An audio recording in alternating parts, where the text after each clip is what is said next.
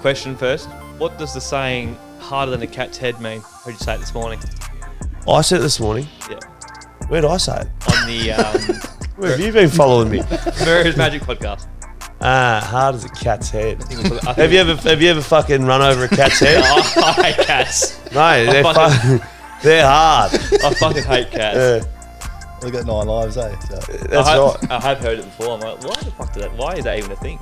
Hard as a cat's head. Just fucking hard. I think we were talking about Zachy Butters at the time. Well, yeah, that makes sense. All right, guys, welcome back to the good, the bad, and the funny. We've got a special guest, Xavier Ellis, on board today. Pleasure to have you on, mate. Great to be here, guys. Haven't been to, where are we, Alexander Heights? Yep. Driving out, I was like, is this a stitch up? Like a heavily tattooed man in a shed. I'm going to get shanked out here.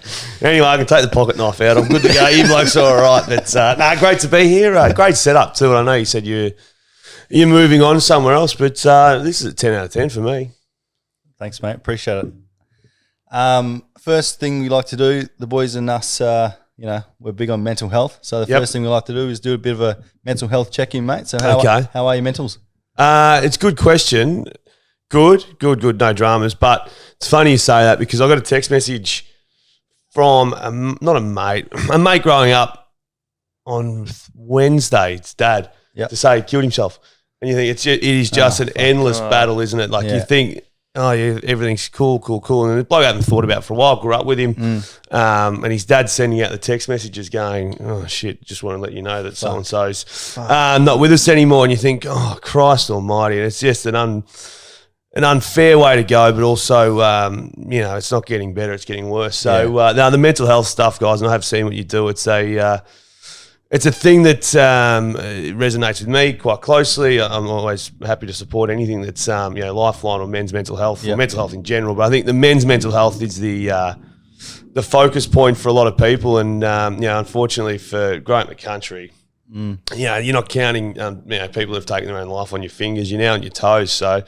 too many. But you're right. I need to check in on it a bit. Sometimes you get too busy. Yeah. And you guys get up early or whatever too. But you're up at 4 a.m. for work, and then you're working all through the day, and you got the kids, and probably have a couple of beers, and before you know it, it spirals out of control a little bit. But no, I'm going well, which is good. Thanks for asking. Good to hear, mate. Good to hear. It is crazy how often it's happening, though. Oh, it's far too often. As I said, it's not like when you go, oh, gee whiz, that bloke took his life. It's now you're using your toes. There's far too many to count. So. Yeah. The more you can do, and I was even thinking about it the other day. Someone said if you can't handle the heat in the kitchen, get out. And I'm like, I don't know if that phrase stands up anymore. If you can't handle the heat in the kitchen, can't handle the heat, someone's obviously struggling with something. Give them a hand or help them or check in. It's not like keep doing it or fuck off. That's such an old school. That's such an old school mentality.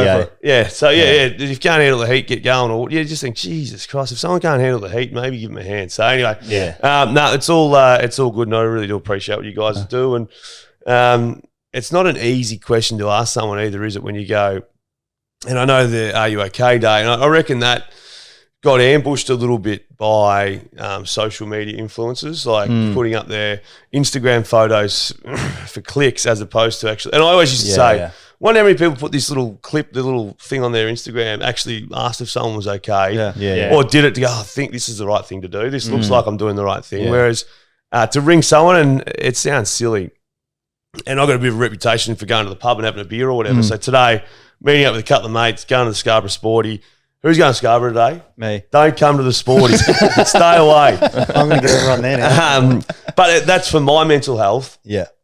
All my family's on the East Coast. Lucky married into a big family over here. It's fantastic. The support everywhere for me. But it's still, 4 or 5 beers, sit around, chat, talk a bit of shit. We've all got kids. We're all in the war zone at the moment. Yeah. Things going everywhere. So it's just 2 or 3 hours where you just talk. And I think that maybe the old days where the dads went off to the pub, my old man would duck off to the pub continuously and you'd be home with mum or whatever. Now I think it's the stigma of you're a dad because you're a drunk at the pub. It's like, well, I think you're also catching up with friends and, everyone has issues in their life, but it's also a good opportunity to chat about it and even just have a laugh. How often do you get to sit down and have a laugh? We just spoke about running around, work. we're in a house with a FIFO guy work. Yeah. It's good just to have a couple of hours to put the feet up and Yeah. just enjoy yourselves and have a laugh. 100%. Yep. Couldn't agree more, mate. Sorry about the rant early. No. No, you're all right, mate. You're all right, mate. Dos, how's your mentals, mate? Good, mate. Yeah, going well. Really well. Got a lot to look forward to this year. So In the gym, Zach's getting you in the gym. in Zach's, tip-top shape. Fuck, he pushed me yesterday, which is good. He knew I was having a few beers today, so he pushed me. But yeah, getting back into the gym is good. Yeah, it's funny you say that, and I'm overweight, but I've started running again. How good is it getting outside or doing something where you get the heart rate up? Getting to do it is hard. Yeah. When you finish, you feel so fucking good. It's the footy feeling. Saturday morning, we used to train at 6 a.m. Running session, no footies. You wouldn't see a footy. So even if the footies are there, it's bearable. Yeah. No fucking footies. It's Yeah. just running. But you're done at 7. Yeah. And when you're done at 7, you're just like, oh, You feel like you've achieved so much. Yeah, and done. Every other fucker's still in bed. done. Yeah, no, absolutely. Yeah, no, there's something about the gym and doing It's good. it. That's for sure. Hicksy, how's your mentals, mate? Good, man. Having the little one last night, sort of another big night looking after it without mum home, which went really well. But having her, I think, has changed a lot of things for me. She had her swimming lessons again this week. Did you get in? Nah, my wife takes her at the moment, okay. but I can't wait to start doing Yeah. it. So yeah, just having her around just really takes my mind off everything. So going really well. How much sleep did you get last night? Actually, she's a really good sleeper. She probably sleeps 10 hours, Yeah, right. 9-10 hours. We put her down at like 9, and she's still asleep when I go to work. So That'll change. I'm I'm pretty lucky, but everyone who I speak to calls me a prick because I slept in my 4-year-old's bed last night. So I went 2-year-old mum, 4-year-old me in the bunk beds out the back. The best investment I ever made was getting my 4-year-old now bunks with a double bed underneath. Yeah. Yeah. So I go in there when it looks like a war zone in the bed. I'll just jump in the kids' bed tonight. So should we ask how the back is? The back, mate, my back's shit as it is, regardless. As I was saying, I started running again a little bit, and I was doing there's this big hill in Floreat. What's that big park called it's a massive one in Floreat. Floreat Sports Grounds across the road. Oh, yeah. There's a big park at Xavier trails through there and all sorts of stuff. Anyway, there's a hill that on Saturday morning all the athletes run up and they look $1 million. And then there's my fat ass Monday to Friday. But yesterday, so I ran up 3 times. I think it's a steep hill. I think it goes for about a K to get to the top. So yesterday, Fuck, on an incline, that's fucking that's hard. It's a slog. It is hard. So I started off just walking it 4 times, then running it once, walking it 3. Anyway, yesterday I ran up it 4 times from top to bottom. And I'm not an athlete, so I wait down the bottom, have my drink. If I need to text someone, then go again. Have a pun. Yeah, throw a couple of bucks around. Listen to actually have the foot basketball on as I run up like this. No, but yesterday an older lady was walking up the hill with her son. Yeah. And all the way up, there's chairs that you can sit and have a rest on. Anyway, she was elderly and she was stopping and having a rest. Anyway, so I've crossed them about 3 or 4 times. And then they started cheering me up the hill, like, go on, mate, get them. And I was like, my fat ass, the old diesel tractor just going up. It's, goodness me. They didn't have any idea who you were? No, thank God. It is the same group of men, though, funnily enough. Randomly, because I sort of go the same times, just the way work goes and stuff. Yeah. It is generally the same guys trying to lose weight. And we, other than a little first time round, then it's like just don't look at it. Just don't look at it. Even yesterday, I went and got some, you guys use pods? Yeah. So I used to get bullied when I had pods early days. They're like, you're a flog, mate. Now everyone goes, I cannot go a day without them podcasting or whatever it is. Anyway, Em and my wife put them through the washing machine the other day and they've survived a couple of washes, but this time they killed them. So yesterday I'm like, righto, need to get new pods, get pods. And everyone at work, some good audio people at work. Yeah. Just get pods, mate. Don't overcomplicate it. Pods. All right, pods. Fuck, I got the bows. Anyway, so I'm up the hill yesterday running with these stupid things falling out of my ears. I'm running like this trying to hold them in. Anyway, it's a good day. So now you're going to go get pods? Well, you blokes don't want to buy these, do you? I'll give you a good deal. Not if they're falling out of ears. That's a pretty fucking big box. Yeah, mate, they're schmazzo. Don't worry about that. Yeah, okay. How much they set you back? Too much. More than the surely pods. a work expense, More than eh? the pods. Yeah, no, don't worry about it. The accountant gets there. But you say pods as in the Apple ones, eh? Yeah. I think $200 mine were the other week. Yeah. You can get different. I I don't have the pros, but Yeah, they're different. There's a new one out just recently. I'm pretty sure they're fucking expensive. I was still rocking the corded ones lately. Fuck, that just gets in your way. Yeah. Turn him off. Yeah. Who uses cords? 2023, mate. That's what I had. People fucking in my DMs like after I posted a video or something. And When I had them in. had the and cords. Yeah, people were like, what I've the got fuck? that. Walking the dog and I had cords in. And they're like, mate, I got a message saying, what do you got cords for? It's 2022 and 2023. The thing is, my phone is that it doesn't charge. These things are rorts, so you can't even plug it in. You get dust in there and it's fucked. It's gone. And they're like, the bloke was like, oh, mate, just, use a little tip and clean it out. Yeah. It doesn't fix it. So now it's got to sit on one of those wireless charging things. Oh, yeah. And as soon as like you check the slow, Yeah. and as soon as you check the time at midnight and move the phone 3 mil, doesn't charge. You go to work with a phone that's got no Yeah, battery. the worst is when you plug a charger and you got to hold it on an angle against the phone. Oh, yeah, and then wrap the Wrap the cord phone- around and try and Done that, jam it yeah. in there. Yeah. How you going, Jake? Mentals? Good, mate. As you know, I've just started my first week and finished my first week of my MMA training for my fight for mental health in July. So I'm pretty battered. My feet are fucking blistered up. You know. First week's always the toughest. What is it?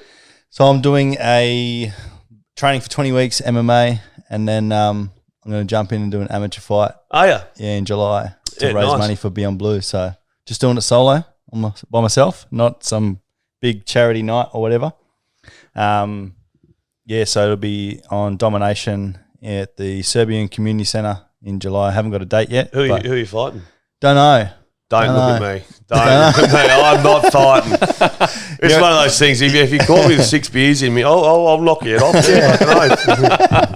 Yeah, sign me up. How hard is MMA training? Oh, it's a grind. Yeah. That's for sure. Like yesterday, I was doing wall work, like trying to stop takedowns up against the wall and then scrambling to the floor, doing ground and pound and stuff, and I was just getting pounded out pretty much. Have you got any like past history in Nah, not really. Nah. No. Just at Scarborough. other than Scarborough Sport? Yeah. Nah, no past experience. So just footy Yeah. is my background, and Yeah, always been a nice. fan of it. Well done. Always wanted to tick it off the list, so yeah. I Want like to challenge myself this I like year. it. We were originally going to be doing doing the marathon for City to Surf, 42 Ks. Yeah. We were all going to do You it. can say we lightly. Yeah. Oh, well, these guys won't. Oh, me and him were a bit. A soft in. We were a bit. No, we were committed, but we thought They didn't he believe thought it was easier than Two of the fucking- guys here were talking about as if we can do a 2K. It's doing a marathon first up. Couldn't do it. First true. up, you couldn't do it. No, you got to train for that. We said, Yeah, we were going to train for it. we said you have to be doing like a half marathon comfortably beforehand. Well, You'd want to be able to tick a half marathon. it's at the end of August, so There's still time. yeah. Anyway, Or See? I like that. signed There's up. still time. Or I got a better deal for you. are you in? I signed up for HBF yesterday, the Run for a Reason. yeah, 4Ks. Yeah, yeah. But then I City, can offer that to you. up the hill. Yeah, we're doing 4. No, so there's going to be training. We're doing for work. Yeah, It's 4 going to be hills. training. It's going to be called the Flabulous or something. I don't know one of the commercial radio. It's got to have a funky name. yeah. I was just like fatties for 4Ks, and they're like, "No, we're not doing that." But that's the concept. Yeah. So those people who just want to lose a couple of kilos. So we're gonna first week of training 1K, and we're going to end at the pub and have a beer. Yep. Next week 2Ks, end See, at the now pub, you're have a selling beer. it to me. 3Ks, and then on the 4th training sessions, the 4K. So that's all we got to do. Put a pub at the end.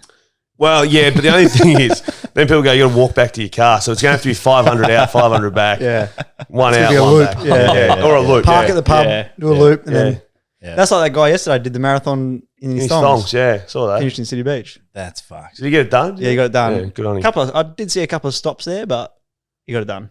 Mm. Fuck, in his thongs, Yeah. your feet would be sore. Imagine your shins. Yeah.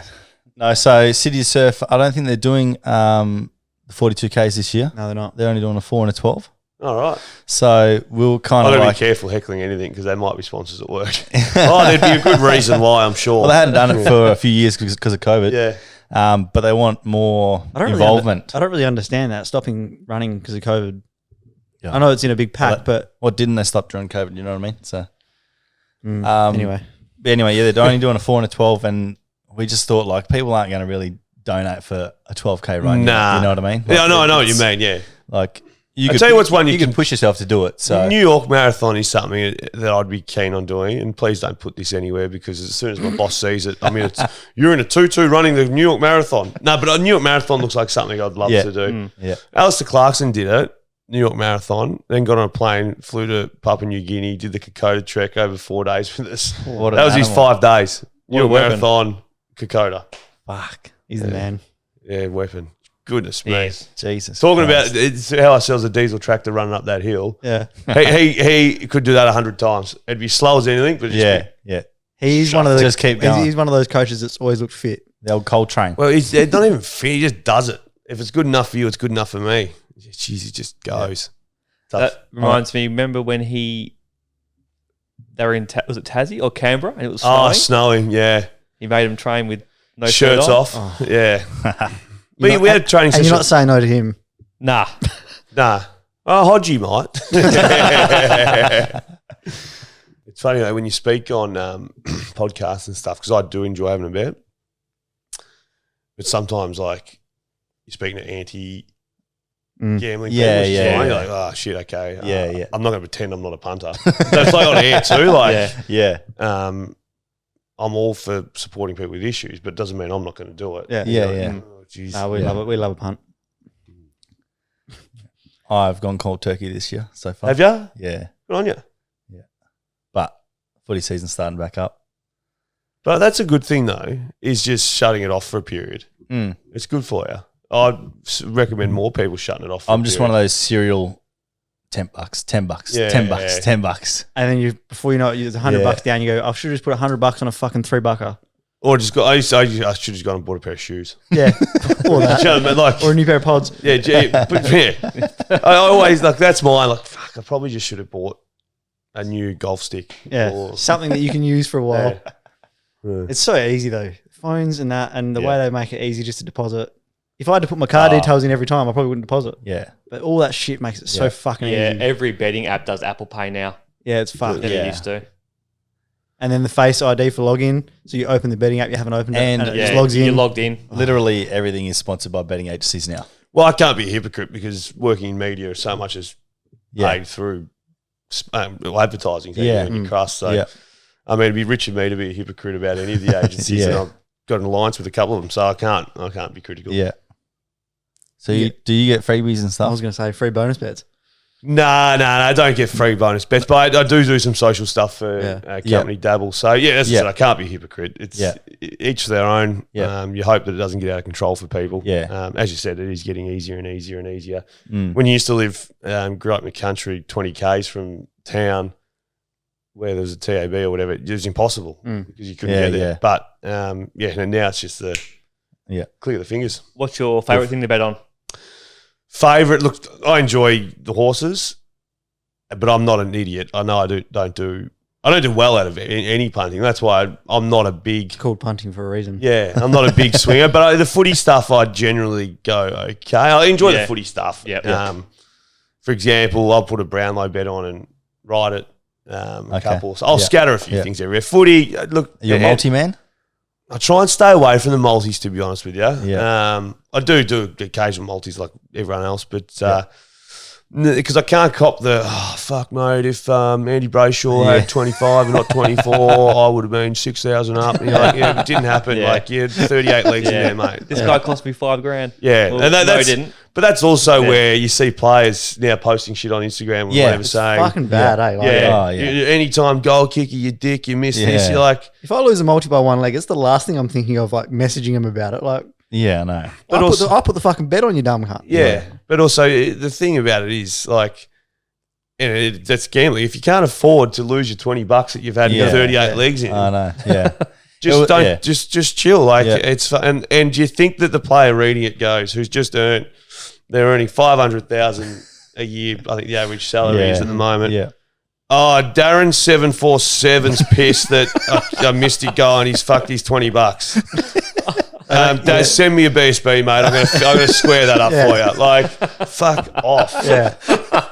That actually reminds you of the most recent one was the UFC with Tyson Pedro. Yep. Did you see he actually had to come out and talk about and tell people why his performance was so bad and and why he actually lost the fight, because there were so many people like messaging that Right. he fucked their multis and shit. Well, there was another one last weekend. You shouldn't have to justify No, that. you shouldn't. But like even his family were like getting upset about it and stuff like that. So like he had to come out and talk about Did it. you see last weekend? Was it Knight, the UFC fighter Knight? Was it Fight Knight? Will Knight? what's his name? Yes, William Knight. Yeah. Did you see his fight? Yeah, he didn't do anything. Didn't do anything. No. Everyone's like, he's just punted against himself. He did not do anything. He took 65 leg kicks. Yeah, just got fucking walloped. And now he's cut. But yeah, I saw him get cut. But after like 8 leg kicks, he was like, Yeah. after 63, mate, he was wounded, Yeah. like He limping was just around. like struggle forward, get that another leg was kick. unusual, wasn't it? That was really unusual. Oh yeah, it was just He didn't do anything, just got Nah. kicked. Strange, eh? And he is just a fucking absolute monster Yeah, of a no, man monster. Just muscle on muscle. What were the odds before? I think it was pretty even. similar. Yeah, even. Pretty I even. think. So it Yeah, wasn't even. like he was $1.10 and just No, No. But No. like he did nothing. No. strange. Like not even one where. Yeah. But that's been Um, in the news lately that like the fight fixing or like one of the coaches for one of the fighters actually like he had a Discord and he told people that his fighter was injured Oh right. and he got finished in the first round. And now he like can't even coach anymore and shit like There that. you So go. How good's the they UFC obviously going, got mate? alerted. Yeah. The UFC. I went 2 weekends ago. It was It's incredible. elite, eh? It was, and I tweeted that's the best sporting event I've ever been to, and I stand by it. Like Yeah. 15,000, and I'm not. I sit there. I could be at the Super Bowl or I agree. the AFL Grand, and I just sit there and have a beer and just watch it and think, oh, that's pretty cool. I'm out of my seat going, fucking have a fest, them, have a fest. Like, but 15,000 were doing it. Yeah, like, yeah. everyone just checked their morals in at the gate and Yeah. just went nuts. I heard Yeah. a few people that went messaging me and they were saying the atmosphere was like electric. Atmosphere was something I've never When experienced. Della won, like you Yeah. said, they've never heard anything Yeah. like it. Well, the call, and you Yeah. said you're at the Saint watching it, like so Yeah. you don't really hear the commentary anyway in a pub Yeah. or whatever. But watching it back for radio, we're out to play the hot. Like you may as well just send them home. You Yeah. couldn't even Yeah. think. Yeah. Like it was no point Yeah. in them being there. But Yeah. God, it was good fun. It was amazing. Nah, it's elite. I went to Whitaker Adesanya in Melbourne at Etihad Marvel Stadium. 60,000 there. Yeah. I was on the floor seats for that, and that was just Did you see the little Unreal. bloke, the guy who just did the old fake ticket? yes. Drooped the ticket and was down with Logan Paul. And, Yeah, had like a KSI. fake media thing. Had eh? yeah, just That's courage so of just having the smart. balls You to be able to have do to, you it. have to let them get away with that because Yeah. it's your floor if you let him in. Like Yeah. if you didn't catch him, Well, he didn't use any fake ID either. That's the thing. If he was using fake ID, like someone else's yeah, ID, then you're in. But it was actually him Yeah. on a made up just card. fudge the system. That's like the last thing I reckon like people are thinking about at the event. Yeah. Oh shit, yeah. It's like the guys at the footy that did it with a There's that high many- vision on the fridge Yeah. trolley. Yeah. Yeah. Yeah. Exactly the same. There's that many people going in and out. Like you would just AFL Grand Final, I just had an expired pass on me, like an expired media pass. I had all my schoolmates with me. And would just walk, like we went down the rooms and I was just like, 3 with me, 3. I had a suit on or a blazer or whatever. And security like, shit, fuck, this must be Gil McLaughlin. in. So like, we were in the rooms before the game, sorry. Like Robbie Williams was there. Like we literally could have sung fuck it, whatever we wanted with Robbie Williams. I was nearly on stage. Like we had the time of our life. Shuey was down there with Marcus Bontempelli on like a big, Norm Smith medalist. Yep. Bont obviously being Bont. What the amount of money that those people would have paid for those tickets would have been astronomical. Yeah. And then there's me and 4 mates just tagging on, yelling out, 4 in, come on, hurry up. And we went everywhere. Yeah. Corporate boxes, MCC, down the rooms, on the ground, back in the rooms, out of the cup. It's so much so the Hawthorn captain, people have heard me say this. So Ben McAvoy just retired, Liam Shields had just retired. 3 premierships. Did Big Boy win 3? Probably. Did No, 2. Shields retire? Well, he retired and there he was And at North come back, Melbourne. yeah. Yeah. They're ringing me. I'm looking at my phone. What's Liam Shields want? G'day, pup. What's going on? X, can you get me in the rooms? Yeah, no worries, mate. 2 more. 2 more. And in they come. Yeah, no, that was funny. And then you wake up and you think, fuck, I shouldn't have done that. If that gets back to the boss, I'm running around using fake expired passes. But anyway, You got to do it. you got to do it. Yeah, no, we had the day of our life. Jeez, it was good fun. It's all worth it. It was worth it, and it's so funny though when you are doing something dodgy, the amount of people doing something dodgy as well. Like we were at the MCC and I'm an MCC member, so I was allowed to be there. My mates weren't, but I was. But then 2 or 3 people come up to have a chat. And then, what are you doing? They say, oh, no, we just sort of snuck in. We don't have a ticket, so we just stand up here for the day. You're like, oh, so you're dodgy. We're all just How many others are out there? Yeah, we're all just part of a... there'd be loads. Oh, shit, yeah. Why pay for a ticket when you can sneak in? Yeah, 100%. Oh, that's gold.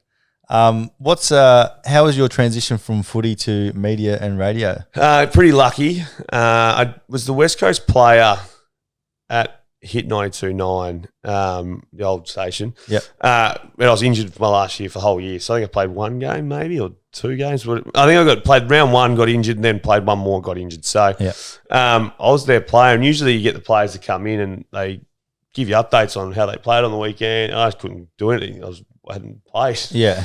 So they started getting me to do bits and pieces non-football based, so like taking the piss out of things and having a good time. One funny one we did was Sam Kerr, almighty Sam Kerr, what a superstar she is. This was just on the brink of her becoming the world's top player. So she was Australia's best, but not quite the world's best yet. Anyway, so she came in and she had to bring in something that meant something really personal to her. And I had to bring in something really personal to me. So I bought in an expensive bottle of red wine that we got from Italy when we were over there.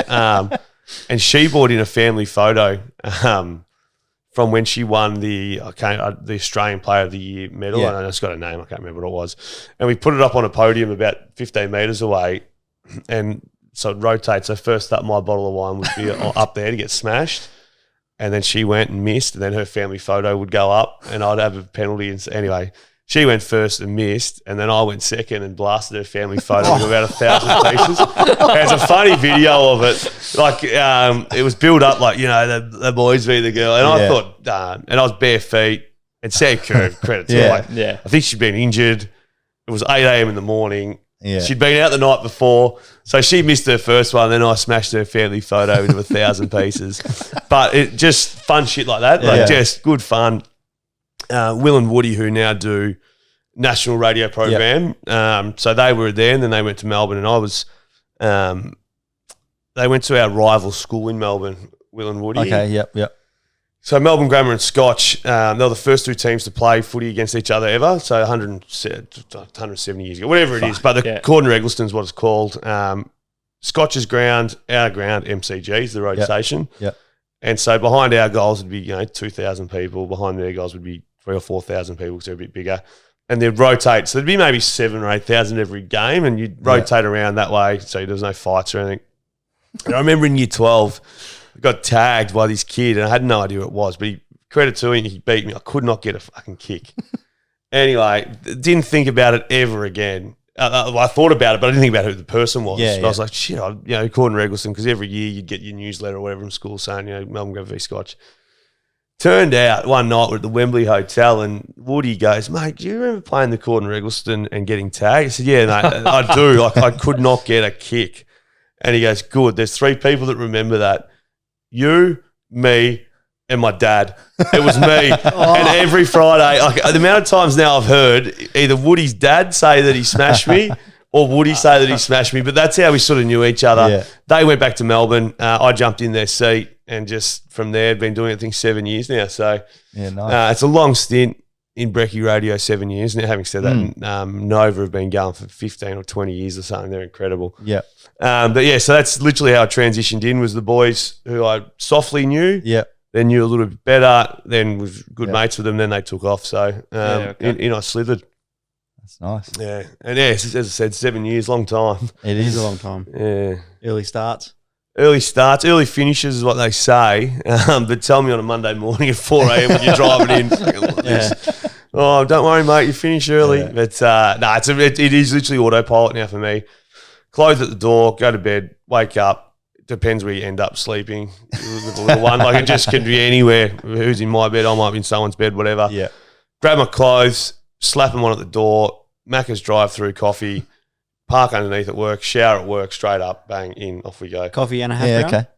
Just the coffees, No, I know. It literally, maybe I reckon 5 times a year it's a hash brown or hotcakes. But apart from that, it's There you go. There's the Macca's coffee now. But I've actually changed my little, after 7 years, my run. I used to go to one certain Macca's and now I go to the one in Innaloo just to try and break up the boredom of driving to work. Yeah. And also the bloke who was making the coffee had really long fingernails at the other one. And he'd have his hand over the cup. And I just can't have it anymore. 'Cause every time I get it handed to me, all I see is these dirty fingernails. And just bang some gloves on or something. It just gets me. You would never go back there now. Just such small things, but I can't go there. And so now I'm in Innaloo going through that drive-through at 4 a.m. and they hand the cup to me from the base, which is great. Not this fucking big stomper. Claw. These fingernails. Yeah. Like a skill tester coming over the top. Yeah.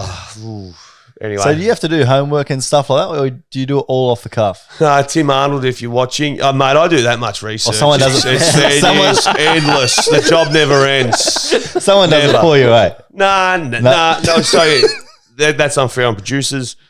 So you'll walk in every day. There's a sheet with maybe 20 topics on it of like literally ripped off the news. So things that are happening around.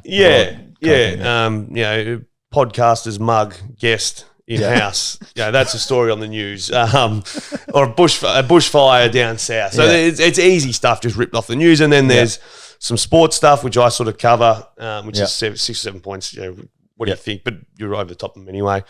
And then there's maybe 2 or 3 just random shit that's happening around the world. So, and then we sit there, whiteboard comes out. There's usually like a couple of topics, but for me, I do a lot of personal stuff. So, being, stuff involving my kids or at the footy or whatever's happened. So, you don't do research because it's your own life, really. You just got to have a notepad and pen or put in notes. Or I'm pretty quick now at getting audio recording.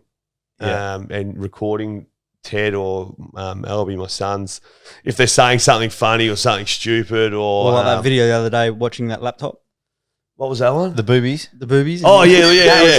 Like that stuff. So Ted's got a little following, which is funny. He did that video back and forth with Joel Selwood. I don't know if you've seen it, but over 3 years they just went at it. Yeah. Quite a few videos didn't get added to the list. Like they sort of got deleted or put away on our private file. Just to keep the gloss on Joel, hasn't he? Ended on a high. He actually just had a kid. Congratulations to him. It's you get the memo out really. Is it Memo the app or some bloody thing? Yep. Hit record, but also you don't want to sound like a shit parent. So many people, like for example, that clip that Joel did with Ted. Maybe 300,000 people saw it or engaged off Twitter. So, and I'm sure it was on the news. And then there's one in there where Joel goes, Ted, your Giants suck, because Ted's a Giants supporter for some reason. And Ted goes, you're a dick, Joel. Good and man. Good banter. And don't get me wrong, a 3-year-old shouldn't be saying dick. I get that.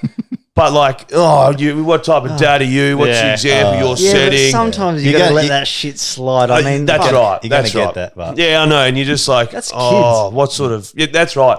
And I did sort of coach him into saying it. Yeah, that's fine. But if Ted drops a fuck at home from nowhere, I don't know where he's Fuck heard you, it. Mum. But it could have been from me. It could have been from down the street. It could have been, and you don't want your kid saying it. But like every parent's trying their hardest. Like I'm not. I don't want him to be going and saying dick everywhere. You don't give him 10 swear words to say before he leaves the house. Yeah. So when they slide in your DM and call you a disgrace or whatever, and you're a shit dad, you're like, ooh. You just sort of bite your tongue. Have a good day. I always, well, not always, 90% of the time, someone abuses me on Twitter, which I'm bloody lucky. Social media.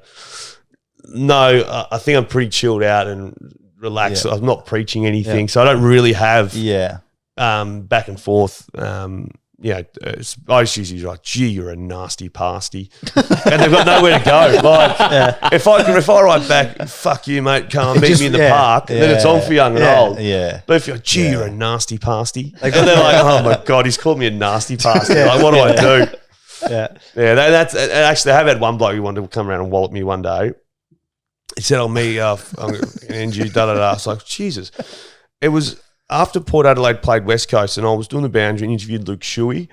And remember Luke Shuey got that free kick in the final for ducking his head? It was too Port high. Adelaide, I remember. Yeah. Start of the goal after. Goal after siren. Yeah. It's against Port. Yep. And I said in the interview, so Boots and I, very, very good friends, going for dinner tonight with each other. Like, Yeah. and I just said, righto, Boots, time to admit it, you ducked your head. Anyway, he had a laugh, and the West Coast supporter was like, took offence to it and was like, you're a fucking prick. And went after it. I was like, but to the stage where he wanted to belt me, like come around and actually wallop me. Jeez, some people They like actually come around and punch my head in. And I was a bit like, well, that's not going to happen. And then I gave him like 3 reasons. Yeah, 3 smart ass You reasons. should have just gave him some fucking random park. honestly, like some people just No, but the issue is they wake up and look and go, oh, shit. Yeah, in the morning. Either on the gear or pissed. Yeah. And they're like, fuck, mate. I thought that was funnier than it was. I'm so sorry to you and your family. And he apologised for everything. But that night, in my head, I'm like, this prick's going to turn up in my house. Yeah. And it doesn't help that I write 3 reasons why I'm not going to fight you. You're spelling in the first message. It's hard to understand. Shit like there's nothing worse than someone who sledges you and you go, sorry, mate, it's not there, it's there. That really gets them going. Yeah. So I did that and a couple of other things. you And riled him up a bit. yeah, just poked him with a little nasty pasty and all that sort of stuff. Spelling mistakes, nasty pasty, just really poked the bear. Oh, that's good. I don't know how we got onto that, but yeah, that's where we are.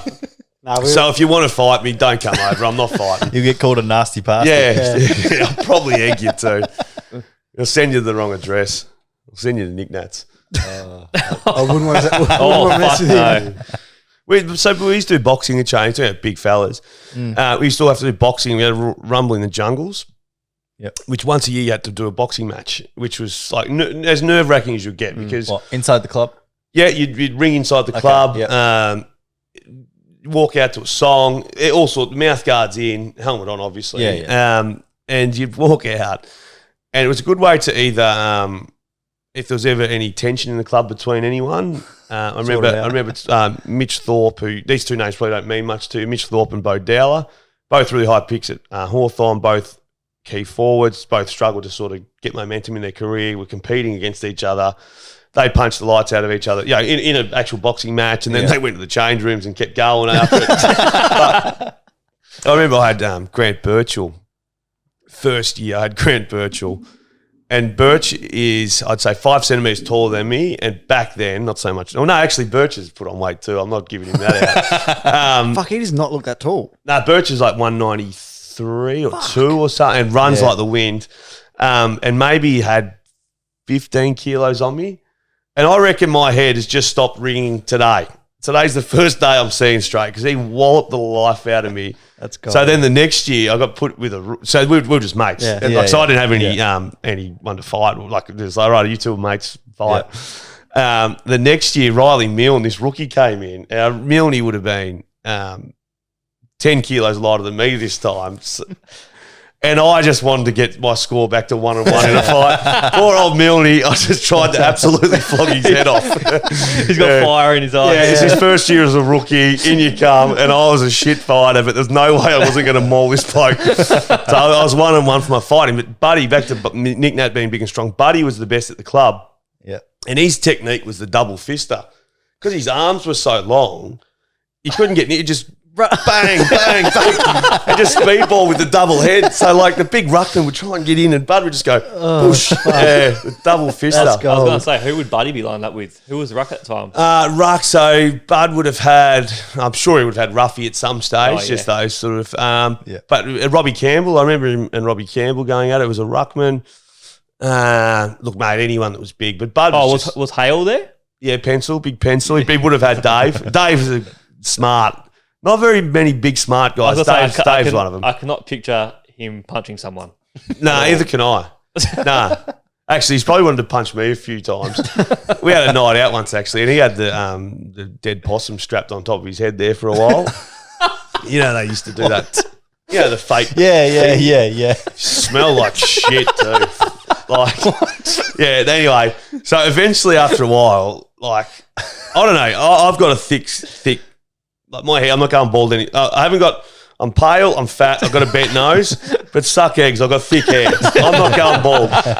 But Haley had this bloody raccoon thing on top, and he had it for years and years and years. And I think it was sponsored, mate. I don't know. But when he finally was like, "Oh, there's nothing wrong with being bald," like it's the same thing. You're married, kids.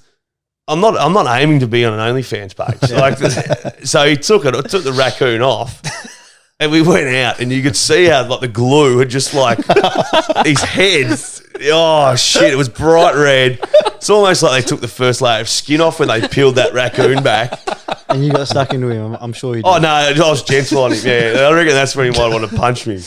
What the fuck happened to you? But no, David Hale is a tremendous man. I reckon he's back at Hawthorn now. So we played in 3 flags at Hawthorn.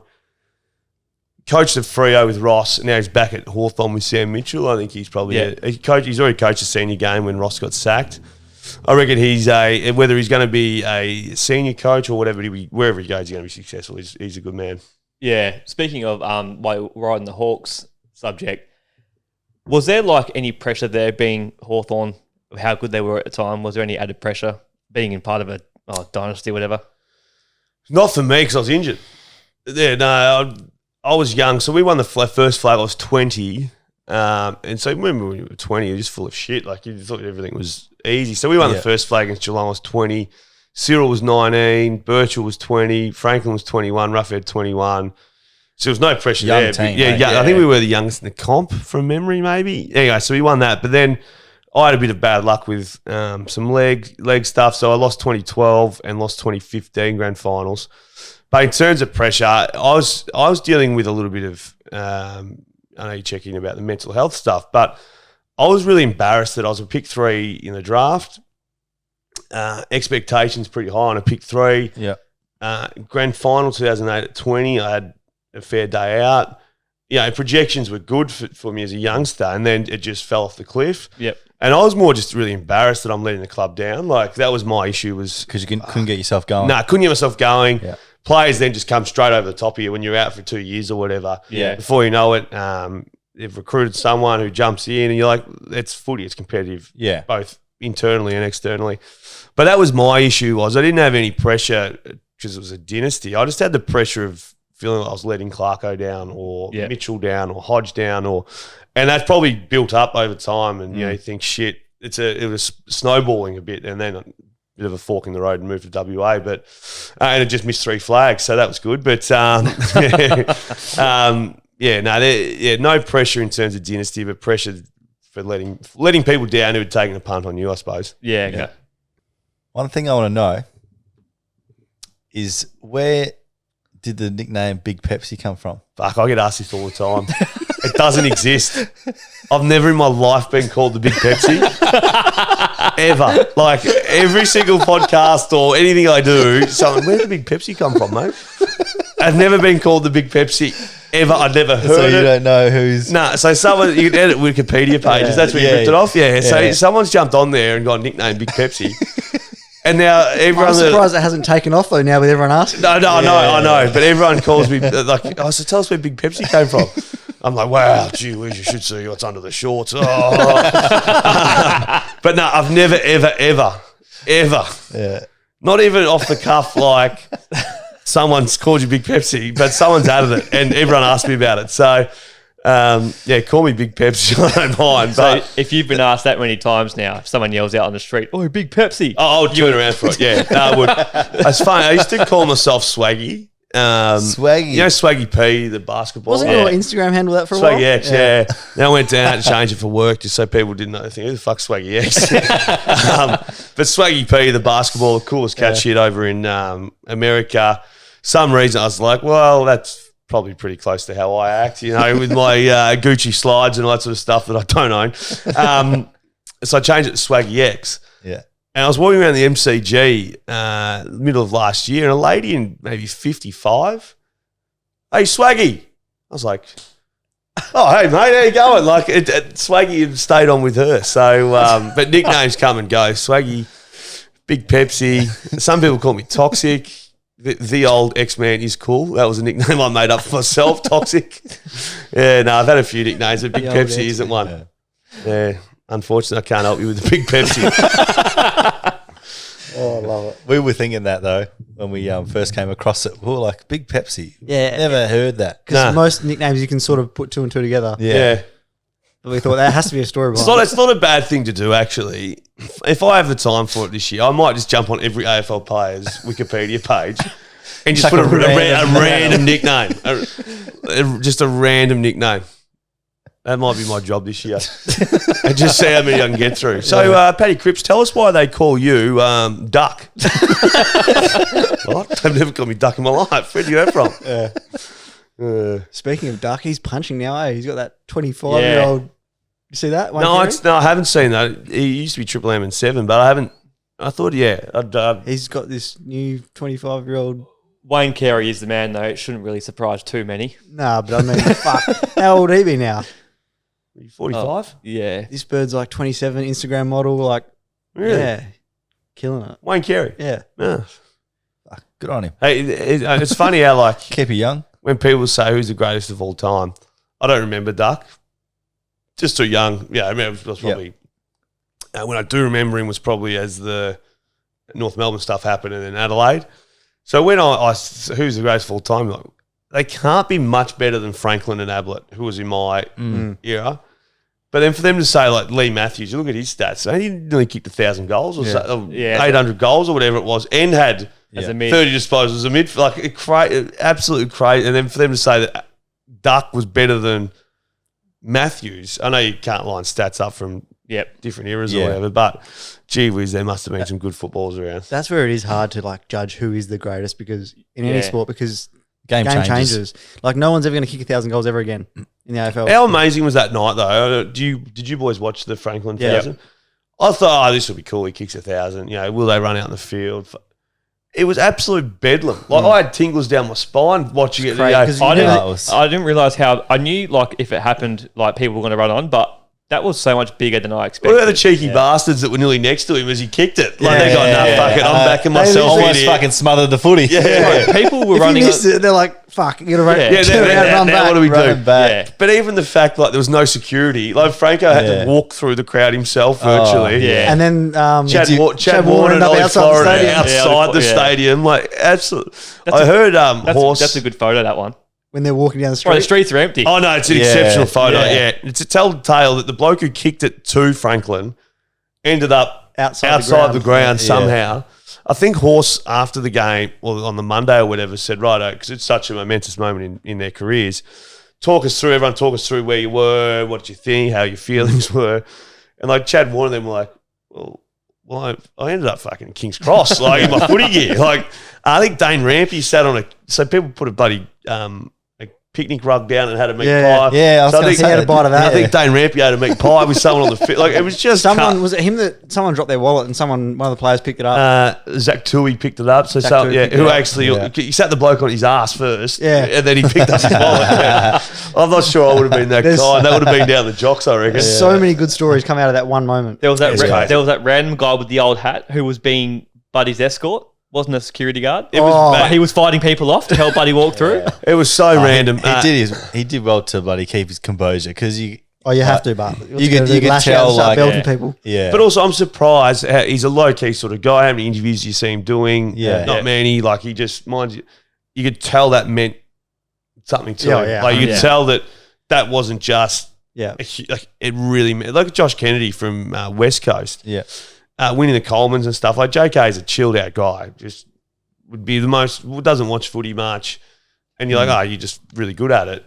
But like him winning Colemans and stuff meant the work. He missed the third in the row Coleman, and not many, and maybe one or two people had won three in a row, just because of when you think about the eras of, Dunstall was kicking hundreds, but then so was Plugger, and then so it was just bouncing around left, right, and centre. And I reckon it was the game, talking about Franklin, kicked 10 against Carlton, I think it was, to leapfrog. He needed 6 to catch JK, and he kicked 10 or something.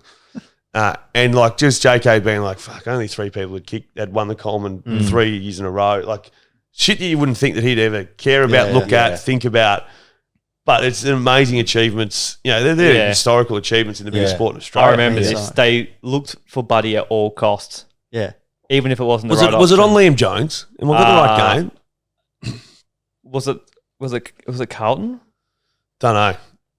I thought it was Liam Jones getting his ass handed to him, and then Liam Jones became a good player, and all I could think about was the 10 that was kicked on him. But I might be wrong. I just remember there was guys who were free, and they're kicking at the buddy on a 2-on-1, just trying to feed it to him. Well, we did that with Fev. You'd be in trouble if you didn't. Oh yeah, they didn't let Fev get 100. Nah, why? Well, it was Franklin's night. It wasn't Fev's night. we talk about this all the time. Fev was 2 off, eh? No, 99. Oh, 1. Yeah, we got him. It's funny. So that was Franklin's night. He kicked 100th in the first quarter. We're pumping the life out of Carlton. Yeah. And I think we saw as a little bit of, you haven't turned up the play, and now you're trying to take the piss out of us by trying to get it to Fev at every fucking moment. Yeah. I swear that's what it was, because I reckon we're 10 goals up at halftime. Like, it was, we've absolutely blasted you, and now you're not playing footy the proper way. And Clarko was like, nah, not having that. Yeah. So we're up by 90 or something, and we've got a spare man in defence. So it's sitting in front of Fev. That was an instruction. Don't let Fev get 100. Well, that's pretty obvious when we had spares. Chance Bateman. I reckon Changa, the same year we won the flag, I reckon he celebrated harder when the siren went and Fev was stuck on 99 than he did when the siren went after the grand final. It was a game within a game. It really was. But you look back now and go, oh, it would have been nice for Fev to kick 100 because it just doesn't happen. But at the time, it was like, you're not kicking 100. Yeah, you got to go. Yeah. I think, try and stop him. I think a lot of people look back and say, why did Clarko 100%, do that? no, 100%, 1,000%. But on the field, I reckon there was a little bit of like, as I said, where was this in the first 2 quarters? Now you're taking the piss out of us. Yeah. And I don't think that sat well with a few. And it was 1v18 and Fev was not getting 100. I swear, I certainly was stuck on 99. Yeah. So a question I had today, I think you sort of half answered it. Who you think the best players that you've played against, and probably now as well. So Ablett and Buddy are your 2, do you think? I'm a bit of a nerd with footy, and I was sitting home and I enjoy having a beer by myself, and then I just get down these people get down YouTube rabbit holes or whatever. I get down footy rabbit holes, and I get on AFL tables, the stats pages. Do yourself a favour if you're bored at home. Get up Gary Ablett Jr.'s stats pages and go through the start of a season on the Gold Coast where he's kicking multiple goals too. Having like 48 touches and kicking it was exceptional. So Gary Ablett, I just think never fumbled so powerful. Long kick. People don't give him credit for how long he could kick that bloody football either. Like outside 50, it's goal. Ablett is different to every other midfielder. My theory on midfielders was you're a superstar. Joel Sell was a superstar. Bartel was a superstar. Judd's a superstar. But if you put what we had, so Sam Mitchell was probably our best midfielder. At the end of the game, Ablett's going to have 40 and kick a goal. Mitchell's going to have 35. So Ablett's clearly been better than Mitch. Yeah. Mitch is still a superstar. You get the edge there. Yeah. But if Franklin kicks 6 or 7, it's game over. You're not beating us if Franklin kicks 6 or 7. That's why I thought as a forward he was the best player in the game, because he could single-handedly, as Gaz could do too. I'm being a bit silly, but it was no mercy. It was Bud could single-handedly kick 8 and you go, well, fuck, goodbye. Yeah. We don't have to do anything. Whereas if Ablett's having 40, the people ahead of the footy still need to kick the goals. So you're still one step from winning the game, whereas if Bud did it, it was just game over. Yeah, game winner. But Franklin and Ablett, we had some games. This will be a little bit wrong, but not the exact numbers. We played one game. I was like, "Jeez, Franklin was quiet. What do you end up doing?" I had 15 touches for the game or something. I think he kicked 1 goal 11 and 1 out in the full or something. So he'd had 12 scoring shots, and I thought he was quiet. I'd had 12 kicks for the day and thought I'd done a good job. The level that they executed at was incredible. And Franklin was the best trainer on the ground at training, which is exceptional. Could run like the wind. There's stories about when he was younger in his first couple of years.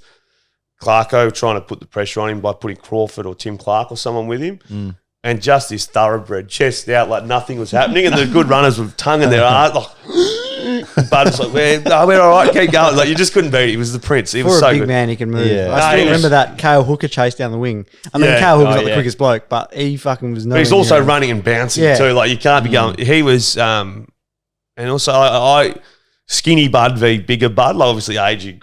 Skinny Bud 08 was unbelievable. Yeah. Like him running and the stride length when you freeze it and Cale Hooker's chasing. Like Cale Hooker's a big man. Bud's going 2 to 1. Like it is incredible. Yeah. It's like a horse, when they say they're going 2 to 1, like the stride length. Yeah. Goodness me. So Bud was amazing. And I don't remember. So I was 11 years in footy.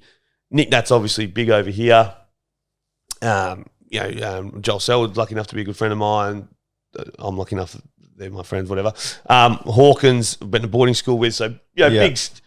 And they are loved when they go out. Like it was, oh fuck, there's Hawkins or there's Nick Nat. That's cool. Can we get a photo? Venues would stop when Bud would walk in as a 19, 20, 21-year-old. Like would just freeze. It was So and that's. I feel like Dusty would probably get the same treatment. The only thing is Dusty is smaller. So you can sort of... he can blend.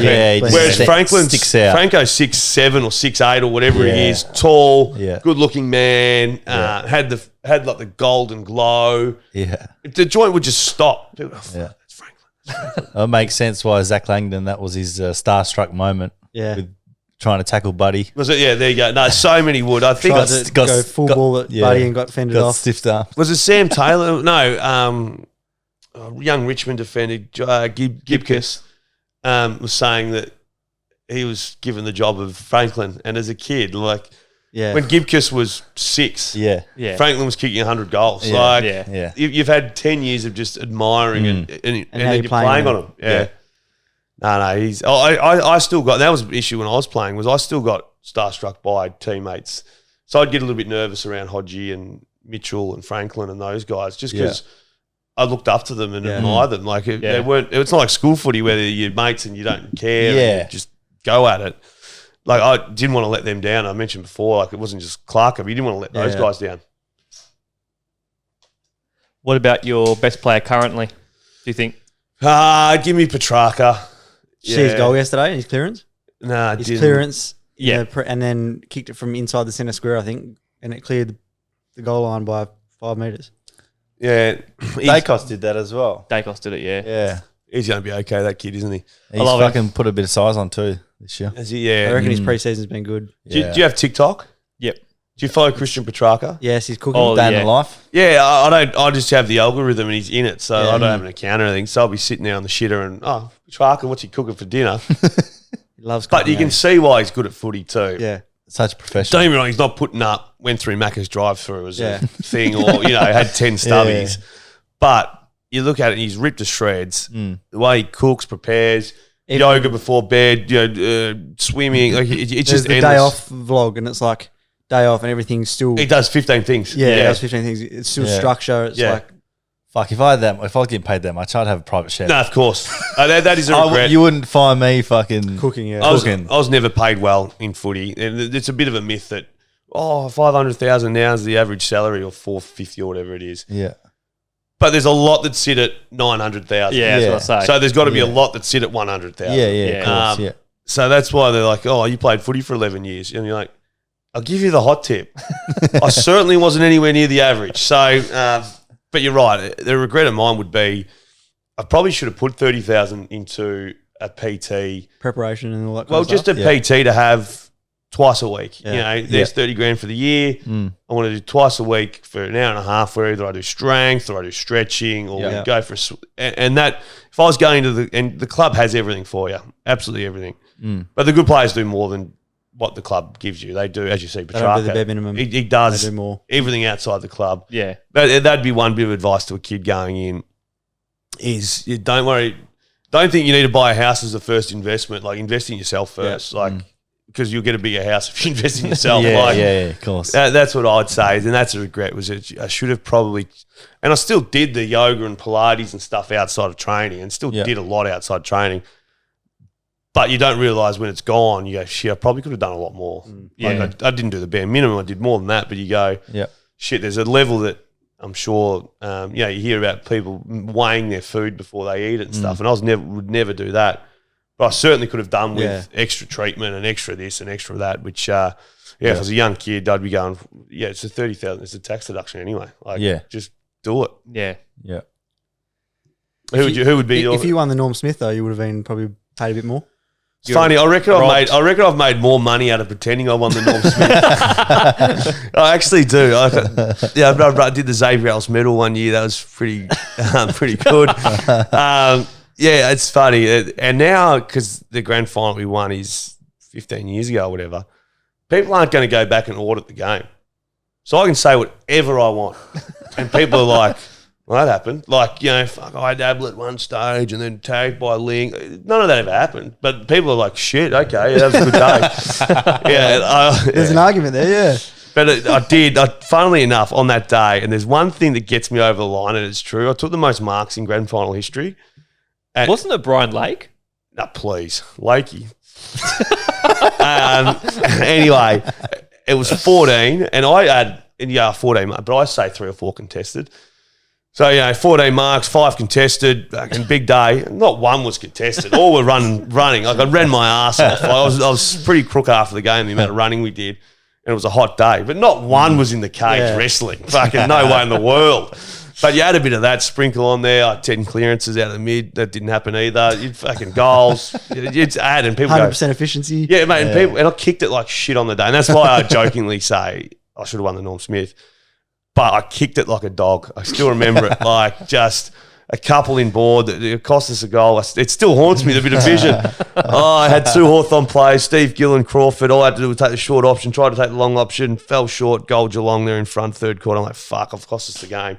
And Buddy didn't have a good day that day. Like, he didn't play, usual Bud. Yeah. But they kicked the goal to go in front off my error. Centre bounce, scrap. Ball goes forward. Franklin takes a mark, 55 out, rolls and kicks a goal. So that goal that they kicked was nullified within. Oh, yeah. And I'm like, thank fuck for that. And I still, everyone's going to forget that. It's funny. I still haunts like the shit. My memory in footy is pretty good of things that happen. And I still remember that moment in that grand final going, right, thank fuck for that. Because if Geelong kicked another one, they've lost one game for the year. They're the short favourites to win the game. I've cost us big time. Did you get dragged? Nah, getting dragged's a myth. No one ever gets dragged, really. I think one time in Franco's first year, I'm talking about Bud too much, but I think the runner came to drag him off, and then Clarko saw him shoot the runner. So I think that was a lesson learned. When you're the king, you can do that. No, you can't. It turns out you certainly can't do that. I think there's a little chat from Clarko after that about maybe shooing the runner off. When they give you the headphones, you're like, oh, fuck. But like old school, like you put the headphones on and you, what the fuck was fucking that, you fucking idiot. Yeah, thanks, mate. I appreciate it. I'm going to be better from that. Like, I deliberately tripped over and kicked the ball to the opposition. Thanks for the feedback. So that's why dragging people and spraying was so pointless. Like, absolutely no. And as I said, like, just then with that Geelong play, I knew I took the wrong option. I don't need to run 100 metres, put a headset on and you're a dickhead. It's not rocket science. I get it. I'm not an idiot. I know I fucked it. And that's why you look at some coaches in some leagues and it's like old school, I'm going to let them know that was a mistake. And you're like, mate, you're not the brain surgeon of footy coaching. Everyone at the ground knows that was an error. Like, play on. So getting dragged never happens, except for when Franco... Like you would have heard the spray from Rocket. Oh, Rocket, yeah. To Wilmington. Well, the Shepmates, who we spoke about before we started, did a good rip off of that. They've done the version of that. It's a well, and Leon Cameron's in there. No, that sort of stuff. But they do lose their marbles, and I'm lucky. Like Simo, for example, Adam Simpson. Do you remember a time when he was flustered in the box? No, he always sits there fucking... Just sits there like, what's the point? If the players see you go absolutely off your head, what is the point? Like, you're meant to be the composed one. And I'll give you the hot tip. It's easier in the coach's box than it is on the ground. Although you do know who does get fucking angry in there is Chris Scott. I reckon he's tamed that back a little bit too, to be honest. But yeah, you're right. And I don't think it adds. I don't think it adds anything. Anything at all. But Clark, like that's why now you always see him hand over to now. She can't lip read. Into the shirt. Or the assistant coach stands up in front of the camera. Turn around. Turn around. Clarko used to fire. Like they just lose their brains. A lot of coaches in the box. But then by the time they get to the players, it's clear, concise. Or the old punch of the door or the wall, whatever it was. Yeah, Remember he punched, so my head was on the other side. If you look at the vision, I'm being serious. You look at the vision. I don't know if you can add overlay into this. But and I don't flinch. I do not flinch. And they go, "How do you not flinch?" Because he'd been going off his head for 3 minutes. So punching the wall he'd punched the table 50 times. So the first one he punched, I would have jumped. Anyway, he's punched the hole and it's gone like bang, and my head's there, and I don't move. And so every time I see the vision, they go, "But look at Xavier Ellis's reaction. He doesn't flinch." Should have the camera on me the 30 seconds later. I'm ducking and weaving and everything. I can't wait to have a look at Yeah, that. have a look. You'll see my head on the other side. What is Clarko like? He was the most in-demand coach for ages. Yeah. Like, Well, up until fucking 12 months ago even. yeah, like What makes him special? what makes him special? I can only talk from personal experiences. He just cared. So I've told this story 1,000 times. One night I was been injured for 2 years, hadn't played, wasn't sleeping, as I said, letting people down at the footy club. And I got a call from Clarko at, might have even been fucking 9:30 at night. Yeah. And I was like, shit, what have I done? This is unusual. Like, what have I done? So you let it go through the keeper. Then you ring him, like just quickly scan and go, well, there's two things. Either something's happened to your family and they're trying to get onto you, or you've been in a scrap on Saturday night or something's happened off field. And I was like, nah, I'm as clean as a whistle. I don't know what's happened here. So I rang him. He goes, mate, what are you doing? I was like, it's pretty late, mate, like getting ready for bed. And he goes, I'll meet you at St Kilda Pier where we used to do some recoveries at the St Kilda Pier. And I started to really worry. We got out and we walked from St Kilda to Brighton. So it was a long walk and back. And it was literally 2 hours of him just worrying. He's like, mate, I didn't want to go to bed tonight. I've been worrying about you. Noticed a change in your behaviour at the footy club. You've been avoiding people, which I had, like you don't want to get in the way. You lost that smile, a bit of the energy, the fun that you have. I'm concerned. We just spoke for 2 hours as we walked up and back. And it was just, I got everything off my chest that I needed. He said, telling him how I felt and all that sort of stuff. And got in the cars. He hugged me and then got in the cars and he went back to his joint. I went back to my joint. Never mentioned again. I knew I had the full support of Alistair Clarkson. Yeah. I knew the shit the games that were going on in my head didn't exist. They weren't. That's unreal, eh? Yeah, and then it was 2012, and I played in that grand final after playing 2 or 3 games. Like, I missed all that year except for the end bit. And he didn't want to go to bed that night. That was one thing he had to do before he was ready to put his head on the pillow. So for me, he was just a caring person who, he was like a father figure, I suppose. Yeah. That story you told on another podcast about Grant Birchall and the dog. Oh, I fucking love that story. And now I haven't had this confirmed completely, the actual naming of the dog, but the story's 100% confirmed. Yeah. So Grant Birchall, another moment, like a little bit like me, been injured for a couple of years, didn't have a partner, family in Tassie. It can be a bit of a dark place. Yeah. And Clarko had this bloody idea that Grant Birchall needed it. And Birch got a kid now and stuff, and he'd be a fantastic dad. He's a good man, Beeve. But at times, I sometimes wondered whether he could look after a dog, to be honest with you. But Clarko got him a dog as a companion. It was almost like a companion dog, I guess. Yeah. And it was a Labrador, dropped him off at the door, was like, here, Beaver, this is your dog. He's like, what a fucking dog? What do you mean this is my dog? Oh, that's funny. Anyway, and so Beaver had him the first night, and the dog, just as they do, scratched, did a shit inside. Just what pups do. Like, that's what they do. Yeah. And Beaver was like, fuck, what am I going to do? Anyway, Hawthorn played that day at the gym. I can't remember who it was against. They got pumped, I think. So Clarko's furious. Yeah. And Birch was like, nah, I'm not copping this. Got in the car, ran Clarko, dropped the dog back off to Clarko. And then, so fast forward a few years, when it was D-Day for Clarko to decide which club he was going to coach or be announced as North Melbourne, the paparazzi were out and he must have been running around the 10 or wherever he was running.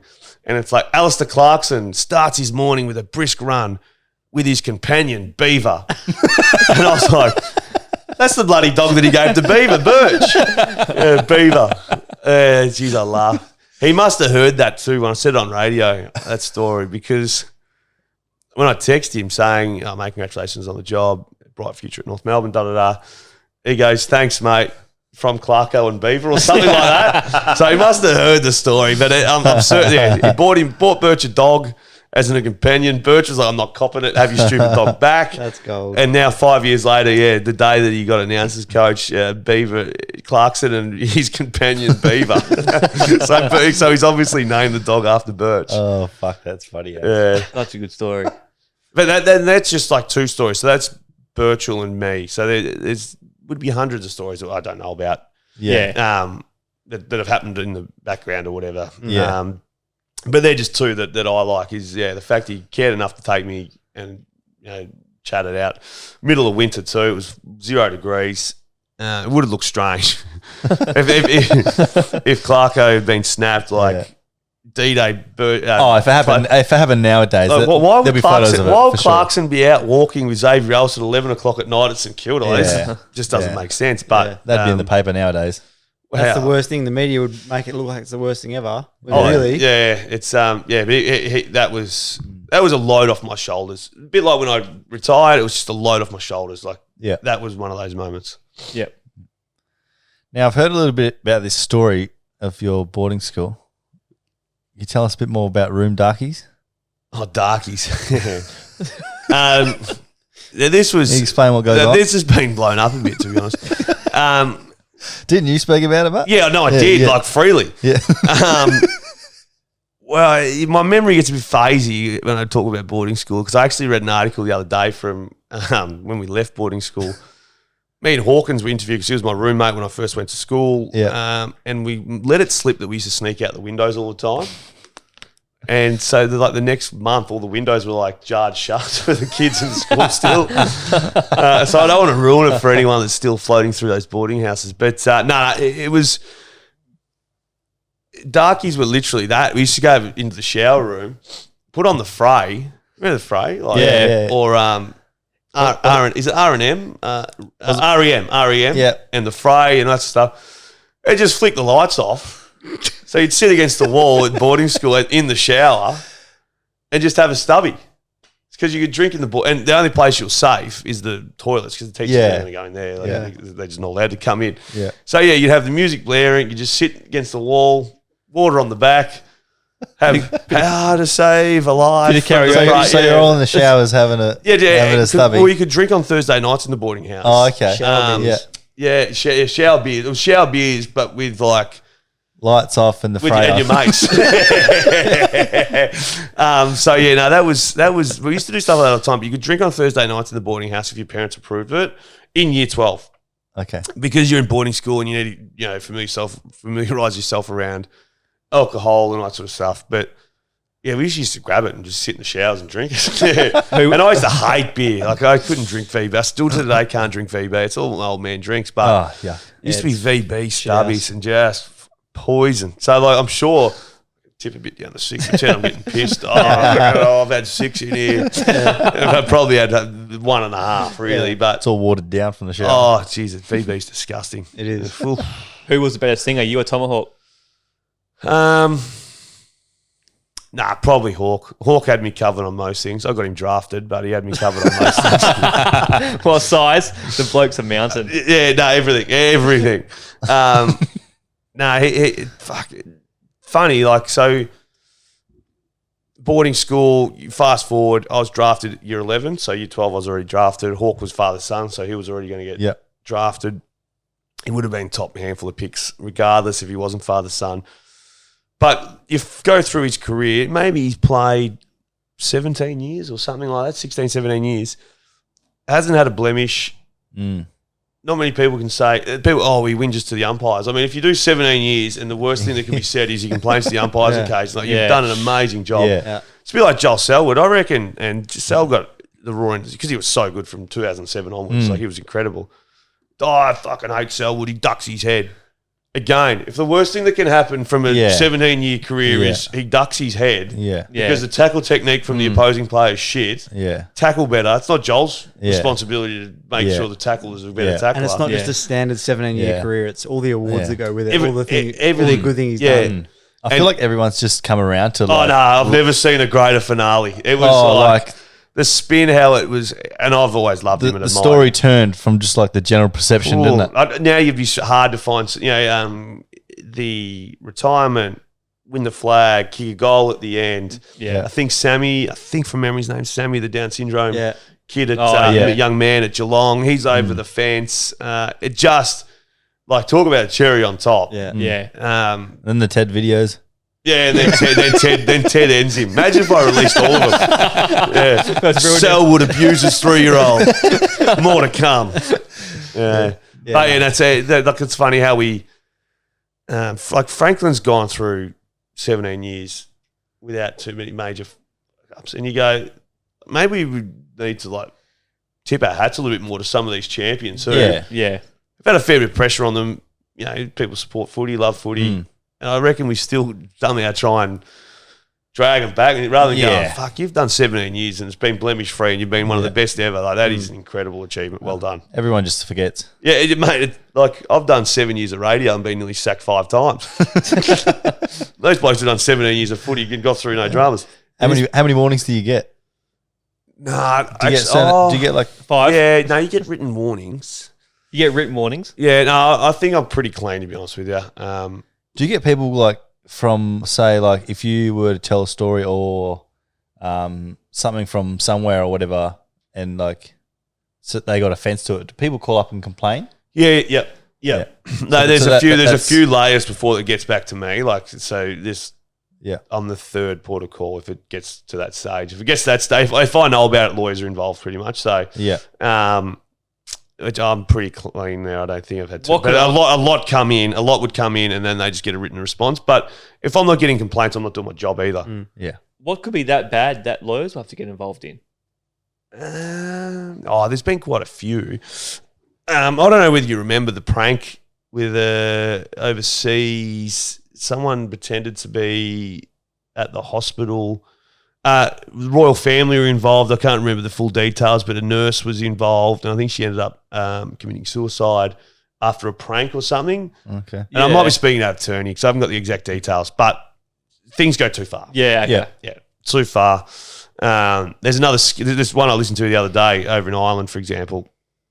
A bloke had given up the booze from being a heavy alcoholic, and there was this radio station knew that and were trying to feed him grog, like trying to get him to. You're asking for fucking trouble if you're doing that. You just can't do that anymore. But that's what I mean. Like, you can't do it Yeah, anymore. yeah. I think blanket rule everyone's pretty good. Yeah. So there's not too much. Even for example, the other day, and I had a learning moment. I was talking about the cricket, and Australia were playing Pakistan, and I just simply said on air, "Big game of cricket tonight. Australia v Pakistan. I bloody love the Pakis. How they play cricket's a wonderful way they play cricket. Barber, da. And the word Paki you don't use. Can't say it. No, don't say it. So I had to come back on and apologise for anyone that took offence that I didn't know. Purely done the right. Aussie, just shortened Aussie, both. Paki, yeah. And you don't use that. So, like to apologise. It's gotta be Pakistani. Took offence to that. Apologies. So you're still learning. Like, you're not meant to be Yeah. You perfect. Can't, Otherwise, you can't be educated on absolutely everything. No, and you know sort of the areas to play in. Yeah. And like that was for Of me. course. And people I say that to were like, "Oh, I didn't know that." Mm. And you go, "Well, yeah, you do now because you don't use that word." I learned it, so now I can tell you the not hard to way. use it. Yeah. So, there's words like that all the time that you use frequently. And now someone will say, "Mate, I don't think we use that word anymore," or whatever. And you go, "Oh shit, okay, why?" Yeah. Because now this is this, and sometimes you go, "I'm not copping that." Yeah. That's a bullshit reason why I'm not using that. Come on. I'm still going to fucking use it. Be like Cockburn. Yeah, the COCK spells cock to me. That's fucking funny. But like, everyone can get offended. Everyone's offended about something, and you just got to find the right. Some things are getting fucking like some scenarios are quite soft when people are getting offended. Yeah. And it's, And just because my boss, credit to him, just said he's saying is when the letters come in, people complaining about something might have said or something, if it is legitimately not, so I use the word MILF on air. Here's an example, and copped a complaint, and you go, Oh, grow up. no, but also but my boss, to his credit, goes, just because you're offended doesn't mean you're right.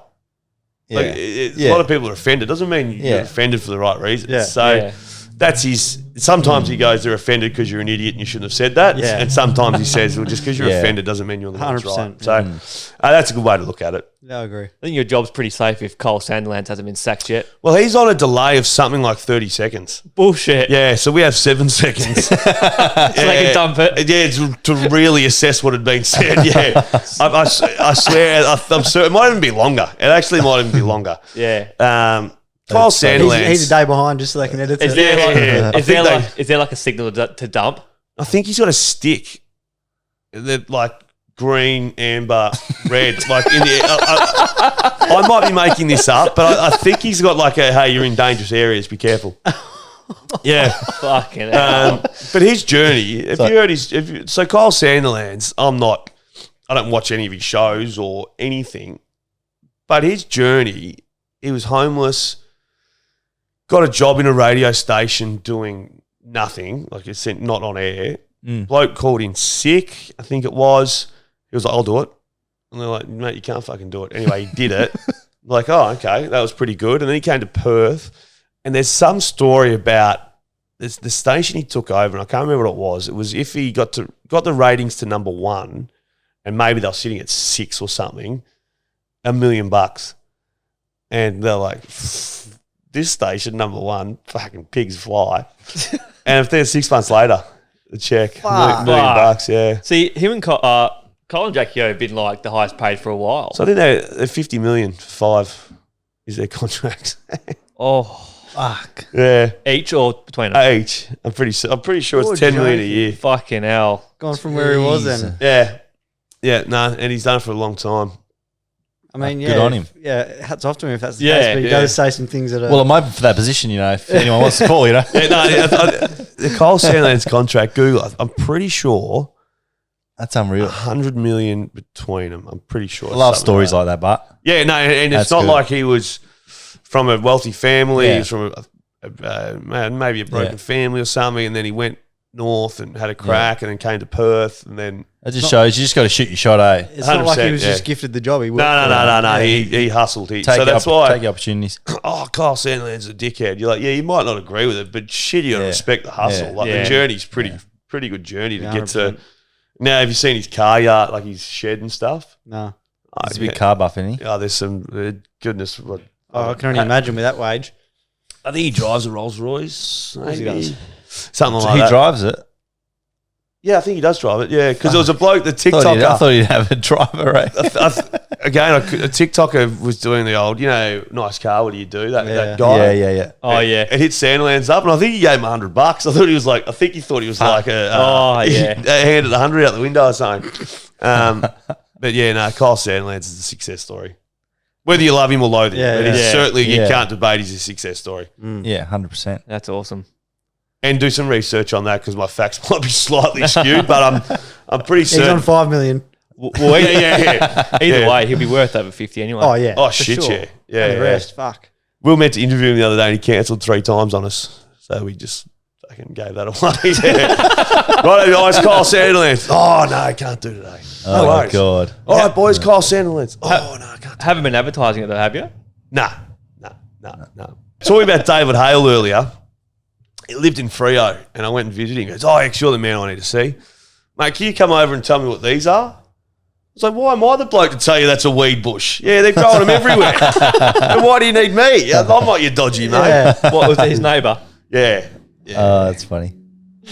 That was funny, actually. It dawned on him that maybe it was a bit of a fucking whack at me. What are they, X?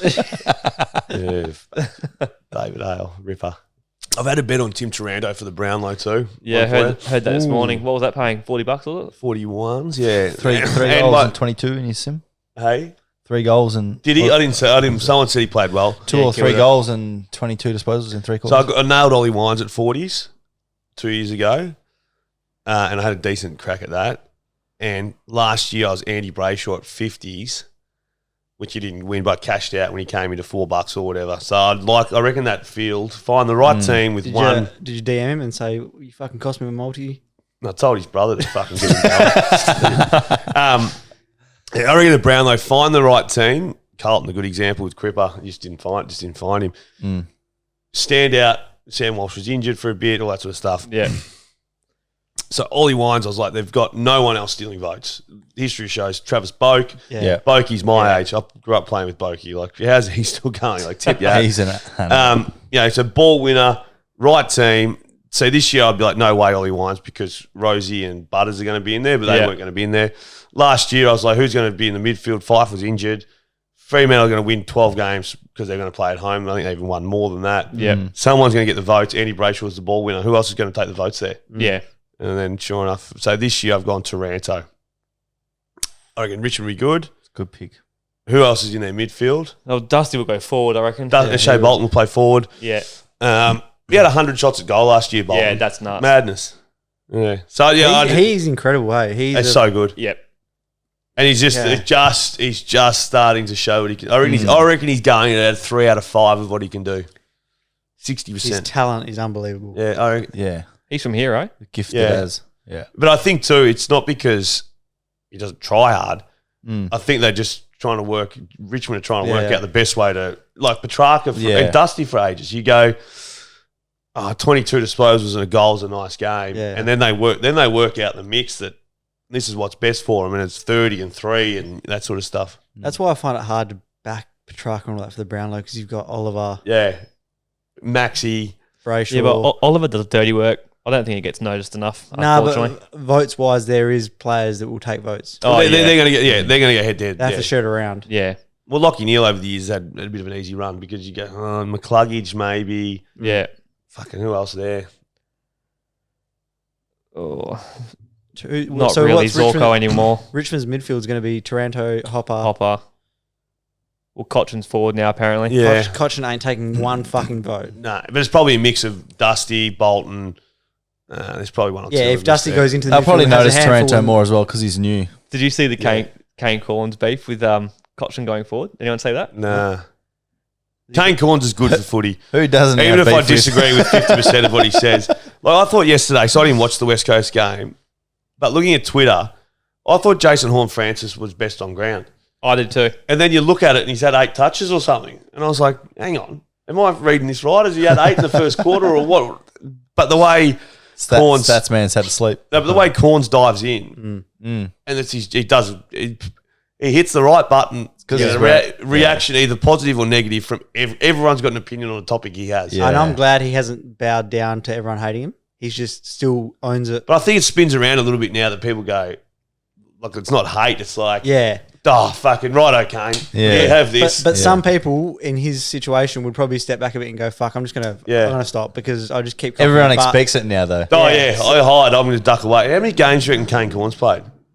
Oh, 250? yeah, I around think that. he got to 300 and he won how many best? I need to get this up. His career, He's he good. doesn't get credit, He's good. enough credit for how good his career was because Chad was incredible, but Kane's career was amazing. Horns-Francis got his old number, eh? So Yeah. a report came so he had out. to give him raps. A report came out saying that Cochin was going to start playing forward, and Kane Corn said, "What a shit move! He's not a forward." And I tend to agree with that. and he got absolutely slammed on it for Twitter. And then he came back and said, "If Cochin kicks 25 goals or more in 2023, I'll run 8 laps of the 10 at Richmond jersey number 9." Yeah. And he can do that. He's an incredible I runner. did see that. But I must admit, Cochin's not a forward. Nah, I mean, that's a fair call. Cochin ain't Yeah. kicking 25 goals this year. no, he won't. That's a goal a game. No Nah, way. even if he is forward, he won't. How many best and fairest do you reckon Kane won? He was in If any. he was I'm in a gonna good go- side, so I don't reckon I'm more gonna than go 2. 4. Really? 4 best and fairest, 2 All-Australians, Premiership, 300 games. In a stacked that's in a stacked team too. Yeah. It's a good resume. That's a brilliant resume. I did not expect Like all that. Sean Burgoyne Oh, that's a Ne- fucking resume in itself. never won a best and fairest and was a one-time All-Australian. Yeah. I don't know different players, but I mean, Yeah. that stands up. Yeah. I love I Shawnee. would not have expected that. Yeah, Yeah. it's crazy. 304 best and fairest. Yeah. You're right. A bit of Kane Corns love. Yeah. I bet you didn't think you were going to get that this morning. That's a stacked side as well, yeah. That's what happens when you're his in Adelaide, brother. but His brother, you kind of get looked Chad, over. Chad was was elite, amazing. yeah. Chad was amazing. The Chad. Tread Ray. Didn't he just go into Hall of Fame? Oh, I could have. Chad Corns? He could have, yeah. Maybe. I think he did. What for best rig? Well, that's post-career. Yeah, he's looking. But even, Post-career rig. have you seen Kane's rig? It's fucking like Tiny. really There's not a lean, drop of fat on him. Nah. Yeah. I could squash him. I saw a photo of him with his little bony We'll shoulders. clip that. Yeah. He would be I'll squash him. 65 kilos. Oh, I'm guessing. That's Like he's an crazy. elite He probably runner, would be, an yeah. amazing. He'd be runner. fighting at fucking bantamweight. Yeah, and he would too. He's the way he played. Yeah, I remember too. that run he Fuck. did just recently. He was Cross looking Adelaide. really lean. Yeah. Like, Yeah, like skin and bone. skinny, like Fuck. sick. Yeah, so he Fuck looked that. sick, yeah. like that Ned Brockman. Oh, Yeah. that's a What he's a a- man in himself. hey, that's, Gets him going, them two words. Yeah, and it was a miss by us. So we interviewed him a couple of times before he left. Yeah. A mate of mine was running his media side of it, I think, and just text saying, mate, thoughts on an interview. And I was like, this is a great story. And work didn't grab it as well as what I thought we could have. Yeah. I thought, if he gets from one side of the country to the other, a young bloke with Yeah. peroxided hair, Yeah. it's going to be a story. Yeah. yeah. Anyway, we didn't cease the moment. Like, we should have been down there broadcasting at Cottesloe when Yeah. he left. Yeah. We had him in the studio. I was he saying did- on air I had a man crush on him, which I fucking did. Like, he was just a good... Like, even the story about him being a Sparky... Yeah. Yeah. Yeah. And running marathons every night. Yeah. So it's amazing. He'd go But he at didn't- 8 p.m. But he didn't get his goal. But fuck me, it's an achievement in itself. Like, I couldn't do fucking a tenth of that. A 10th. I couldn't do one marathon, so yeah. A 10th is 300 Ks. Yeah, I couldn't. It'd take me 6 months to do that, yeah. I couldn't walk it. My feet would give up walking. Yeah. Yeah, it's amazing. Yeah. His feet were yeah. fucked. They were getting attacked by maggots. Maggots, Oh, Yeah. Even the story about how he had to travel a backwards. full day to get a jab in his knee or Yeah, I something. think it was backwards Was as well. Yeah. Yeah. Oh no, forwards. Forwards But then and he then had to come back. drive back Yeah. to his spot to start again. Imagine that. Your knee's that sore that you're like, How depressing. Oh, he's got lumps on his leg just from running on injuries and Yeah. like, tendons. tough. Fucking Tough. Talk about putting your all mind to sorts. something. That's Oh, mentally tough. And I'm in my mind going, am I going to run 4 hills today? Like, this Mate. bloke's like, am I Fuck going it. to run? Am I going to run to fucking Bondi from He, Cottesloe? he surely had no lactic acid fucking build up, surely. Incredible. Some athletes are amazing. Well, it's been a pleasure to have you on, mate. Grateful for your time today. Pleasure. And wish you all the best for the rest of the year. And Look your career moving look forward to seeing what you guys come up with. Moving to the studio. Yeah, good things. I like it. It'll be a new look, but And I like the greenery. What's the is it Zach Galifianakis or whatever his name? What's his name? That guy from The Hangover. Yeah, how he does like by the palm tree or something on YouTube or Oh, I've never seen have you it. seen them? Nah. Yeah, I have to look Google it. up I think he does interviews and there's greenery. now. Okay. Like it's funny. I think it's good. Have a look. We'll check it out. We'll have to have a look. Yeah. Another thing you might want to check that could be absolute bullshit that didn't exist, but I think it's close. Yeah, okay. We're going to be fact checking the whole thing out. Yeah. I listened to the Sounding Board, which is Craig Hutchison and Damien Barrett's podcast, and there's actually a fact checking organisation. Yeah, They right. fact check shit. Really? Don't submit this one. All right, guys. Thanks for watching the good, the bad, and the funny with the big Pepsi himself, Xavier Ellis. Make sure to like and subscribe on YouTube and Spotify. We'll see you in a fortnight. Cheers, guys.